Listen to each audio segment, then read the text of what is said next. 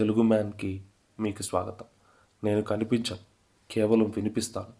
సమాజాన్ని భ్రష్టు పట్టిద్దామని చూస్తే నా వాయిస్ రేస్ చేసి మాట్లాడతాను. యాక్టర్ శివాజీ గారు, గరికపాటి గారు, నా అన్వేషణ.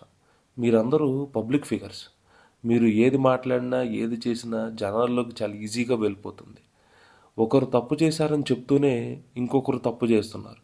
ఇంకొకరు తప్పు చేశారని చెప్తూనే మీరు తప్పు చేస్తున్నారు. ఇలా తప్పు మీద తప్పు చేసుకుంటూ అందరినీ తప్పుదోవ పట్టిస్తున్నారు. బూతులు మాట్లాడటం ఫ్యాషన్ అయిపోయింది. చిన్న లేదు, పెద్ద లేదు, అందరూ బూతులు మాట్లాడటమే. నా అన్వేషణ గురించి మాట్లాడుకుందాం. నా అన్వేషణ ప్రపంచ యాత్రికుడు. ఎన్నో ప్రదేశాలు తిరిగి ఎంతో జ్ఞానాన్ని సంపాదించి ఎందరో మంది ప్రజల అభిమానాన్ని చొరగొని ఈరోజు ఈ స్థాయికి వచ్చాడు.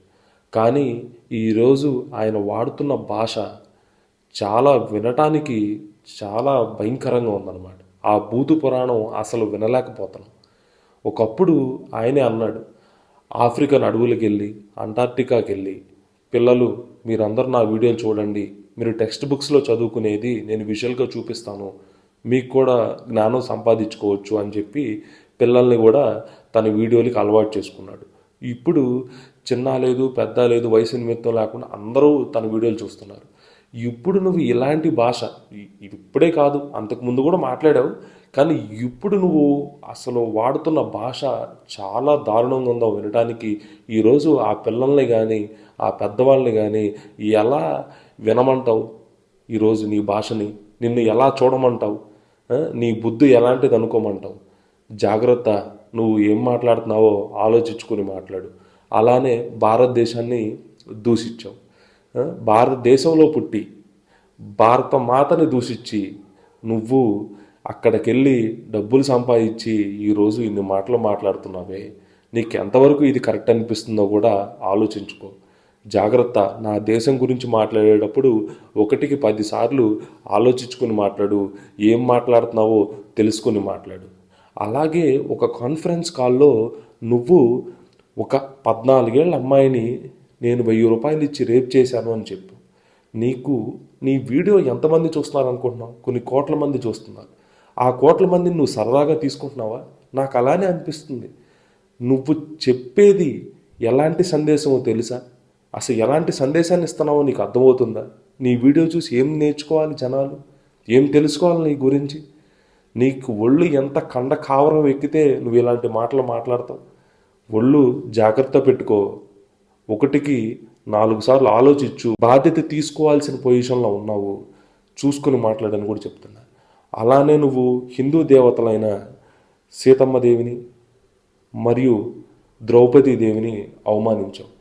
ఒక మనిషి తన ఆడవారి బట్టల స్వేచ్ఛని హరించాడని మాట్లాడుతూనే, అతని గురించి మాట్లాడుతూనే ఇక్కడ ఆడవారి గురించి మాట్లాడుతూ నువ్వు మళ్ళీ అదే ఆడవారిని అంతకంటే ఎక్కువగా కించపరిచావు. ఈరోజు భక్తుల మనోభావాలు దెబ్బతీసావు.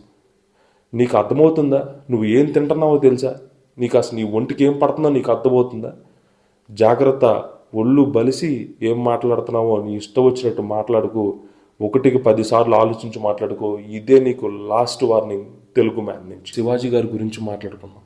ఫిల్మ్ ఇండస్ట్రీ అంటేనే గ్లామర్ ఇండస్ట్రీ. ఆ విషయం మీకు తెలిసే కదా మీరు ఫిల్మ్ ఇండస్ట్రీకి వచ్చారు. మీకు వచ్చినప్పుడు తెలీదా ఇలా ఉండిద్దని? మీకు తెలీదా? అండ్ ఇంకొకటి, మనం చిన్నప్పటి నుంచి సినిమాలు చూస్తాం, బ్లాక్ అండ్ వైట్ సినిమాల నుంచి కూడా.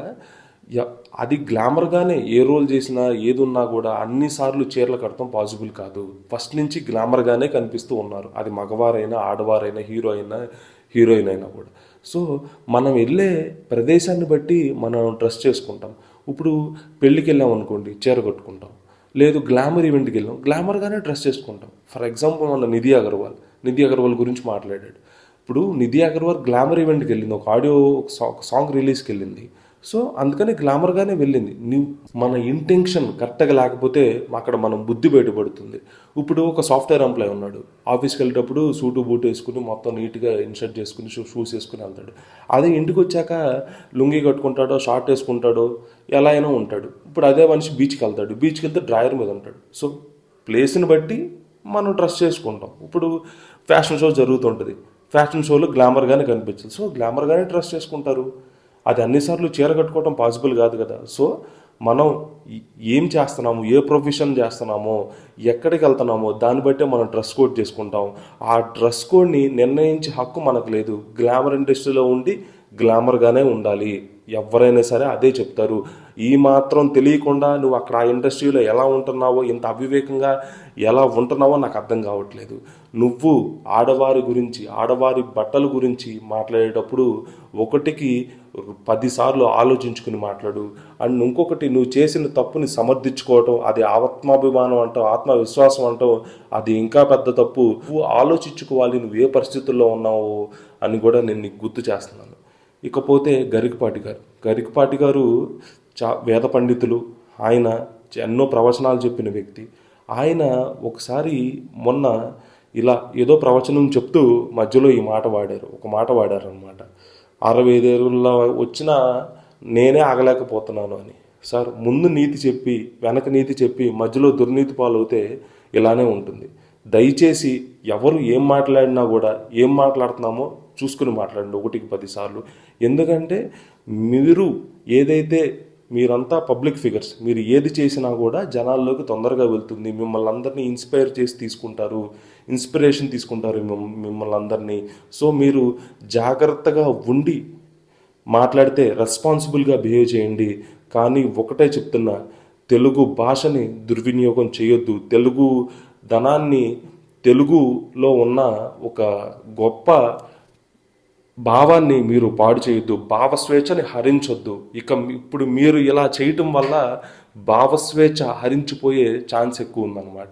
సో అందరికి ఒకటే వార్నింగ్, అందరూ చేసింది తప్పే, మొహమ్మాటికి తప్పే. మీ తప్పుని మీరు తెలుసుకుని జాగ్రత్తగా మసులుకోండి. ఇక మీదైనా తప్పు చేయకుండా ఏం మాట్లాడుతున్నారో చూసుకుని మాట్లాడండి. తెలుగు మ్యాన్ నుంచి మీకు ఇదే మా వార్నింగ్. దయచేసి ఈ వీడియో మీద మీరు ఏమనుకుంటున్నారని మీ వాయిస్ని వినిపించండి కమెంట్ సెక్షన్లో. Thank you all.